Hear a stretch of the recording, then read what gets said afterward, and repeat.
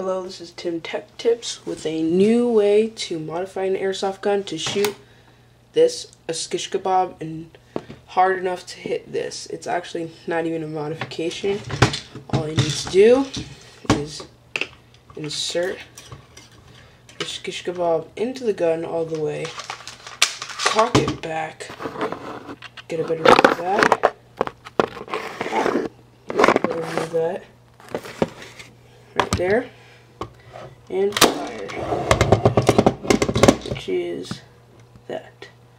Revealing the damage. Now, let's say put out. I were to take it, and now I'll take it a couple feet away and firing. You couldn't see that shot, but there it is. Try again. This is hip firing. There we go. That actually does work very well. The more powerful the airsoft gun, the more oomph you're gonna get. This is Tim Tech Tips.